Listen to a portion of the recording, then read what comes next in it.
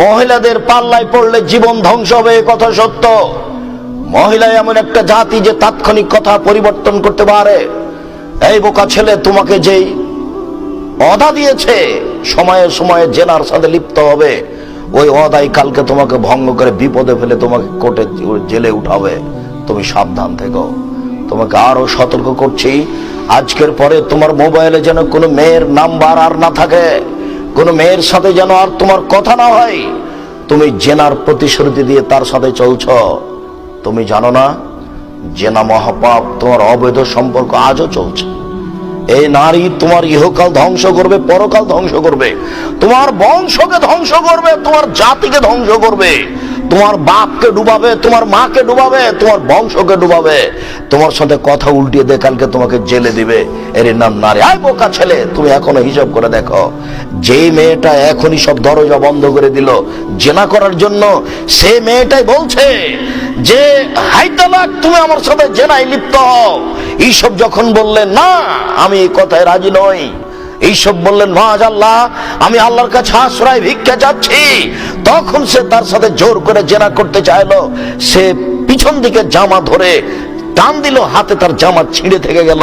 তিনি আগে আগে বের হলেন। বের হওয়ার সাথে সাথে জুলাইখা কথা উল্টিয়ে দিয়ে বলল, আরে শোনেন, এ তো আপনার বাড়ির মানুষ, আপনি একে রেখেছেন, খাওয়াচ্ছেন, সে আপনার স্ত্রীর সাথে অন্যায় করতে চাই, এর কি শাস্তি হতে পারে? ও অন্যায় করতে চাইছিল, সেই তো অন্যায় করার জন্য অনেক কিছু কলা কৌশল করেছে। সে সব দরজাগুলো বন্ধ করেছে।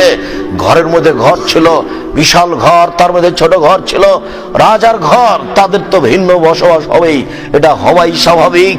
সব দরজা বন্ধ করে দিয়েই সে অন্যায় বসেছে। যখন ইউসুফ আলাইহিস সালাম আগে আগে বের হলেন, ও পিছনে পিছনে বের হলো, তখন কথা উল্টিয়ে দিয়ে বলছে যে আপনার স্ত্রীর সাথে অন্যায় করতে চায়, তার কি শাস্তি হতে পারে? আরে আপনি কি শাস্তি উল্লেখ করবেন? আমি জুলাইখা বলছি একে যথাযথ পিটন দিতে হবে, নইলে জেলখানায় বন্দি করতে হবে। জুলাইখা নিজেকে ঢেকে রাখার জন্য কত কি করলো। তুমি জানো না মেয়ে মানুষ কি জিনিস? তোমার মোবাইলে তার নাম্বার থাকে কেন? এই ছেলে, আজকের পরে যেন তোমার মোবাইলে আর কোনোদিন কোনো মেয়ের নাম্বার না থাকে। তুমি এখানে সম্পূর্ণ কেটে দিয়ে উঠাবা। আব্দুর রাজাক সাহেব, কতগুলো নাম্বার আমার মুখস্থ আছে। আমি যখন একাই থাকি তখন দেখি ধীরে হাত চলে যাচ্ছে, যাবে এ কথাই স্বাভাবিক। তোমাকে আজকে একটা কৌশলের কথা বলে যাচ্ছি, শোনো। আজকে যখন তুমি রাত্রে ঘুমাবা, তুমি মোবাইলটা লক করে শুয়ে গেছো, কিন্তু কিছুক্ষণ পরে দেখছো তোমার হাতটা ঠিকই মোবাইলে চলে গেল, লকটা খুলেও দিয়েছ, তুমি এখন নাম্বার টিপছো। এরকম একটা পর্যায়ে যখন আসবে, তখন তুমি লাফ দিয়ে উঠে ল্যাপটপ ফেলে দিয়ে তুমি ঘরের বাইরে চলে আসো, আর তুমি মুখে বলো তোমার মুখে লাথি মারি, আর পাটা তুমি পায়ের মাটির উপরে এভাবে ঘষটাতে থাকো, কচলাতে, তোমার মুখে আমি লাথি মারি, ছি ছি, তোমার মুখে আমি থুথু মারি, নাউজুবিল্লাহ মিন জালিক, আমি ওয়াদা করেছি আমি তোর তার সাথে আর কথা বলবো না। শয়তান, তুই চলে এসেছিস, এই শয়তান তোর মুখে আমি লাথি মারি, এই শয়তান তোর মুখে আমি লাথি মারি, নাউজুবিল্লাহ মিন জালিক, নাউজুবিল্লাহ মিন জালিক, নাউজুবিল্লাহ মিন জালিক, ছি ছি, থু থু, তোর মুখে আমি থুথু মারি। ও মানে শয়তান চলে এসেছে। তুমি 2-1 মিনিট পরে দেখবা ঠান্ডা হয়ে গেছো। এখন রাত্রে শুয়ে যাও, আর হাত যাবে না মোবাইলে। তোমার ঘর ভর্তি শয়তানে। তুমি যদি এখানে তোবা না করতে, তাহলে ইবলিশ আসতো না। হিন্দুর মেয়েটাকে ইবলিশ বলতে যাবে না। ও মহিলা মানুষ, তুমি মাথা থেকে কাপড় নামাও না। এই কথার ইবলিশের কোনো প্রয়োজন নাই। ইবলিশ চাঁপাইনবাবগঞ্জের ভাষায় 14 ইলেবের পড়া। ও জানে যে হিন্দুর মেয়ে জাহান্নামে যাবে, কাজে তার ওখানে কোনো কাজ নেই। ও জানে ইহুদি খ্রিস্টান জাহান্নামে যাবে, কাজে তার ওখানে কোনো কাজ নাই। তুমি তোবা করনি, তার আগে ইবলিশ তো তোমাকে লাগিয়ে দিয়ে খুব আনন্দে ঘুরছে। আজকে তুমি তোবা করেছো, তাই ইবলিশের মাথা ব্যথা। এখন কি করি, কেমনে কে ফাঁকি দিই? আমি তো আল্লাহর সামনে বলেছি একে আমি দেখে ছেড়ে দেবো। এবার তার মাথা ব্যথা, খুব ব্যস্ত, খুব চিন্তায়। তুমি খালি সর, সাথে সাথে ঘর ভর্তি। ও আয়সা বলছে, ও আয়সা বলছে, খালি তোমার মাথায় বলছে কি করি। তার সাথে কথা বলাই লাগে, একটু বলি না, একটু বলবো, কি করি। এসব শয়তান করাচ্ছে। যাকে দেখতে পাওয়া যায় সে হলো মানুষ শয়তান, আর যাকে দেখা যায় না অন্তরে জায়গায়, তার নাম জিন শয়তান। তুমি একটা ঘরে পড়ছো, পড়ছো, ভালোই আছো, হঠাৎ করে একটা ছেলে এসে তোমার এক বন্ধু এসে বলছে, আরে পড়ে কি হবে, চল, কে পড়ে মানুষ হয়ে, চলো না নতুন সিনেমা এসেছে দেখে আসে একটু। তখন তোমার পড়ার মনটা ওখান থেকে উঠে গেল। তো কি করা যায়, যেতে চাচ্ছিলাম না, চলো যাই ঘুরে আসি।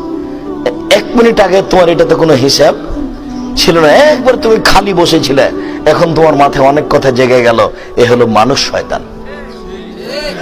আর কেউ ঘরে নাই, তুমি একা একাই পড়ছো, পড়তে পড়তেই মনটা কেন জানি বলছে পড়তে ভালো লাগে না। বইটা বন্ধ করে তুমি চিন্তা করছো যে কি করব, মোবাইলটা খুলবো না সিনেমা এসে, তোর তো মোবাইলটা খুলে বসে আছো। এ হলো জিন শয়তান।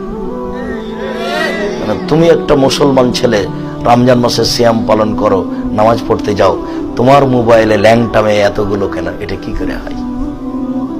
আবার বাপ মা সবাই মিলে তোমাদের টিভিটা খোলা থাকে, যখন নাচে মেয়ে তখন তোমার মাও দেখে, তোমার বাপও দেখে, তুমিও দেখো। মানে এরা সব গরু ছাগল পশু প্রাণী। বুঝেও বুঝে না ওরা অন্তর আছে, বুঝে না, দেখেও দেখে না ওরা চক্ষু আছে, দেখে না, শুনেও শুনে না ওরা কান আছে, শোনে না।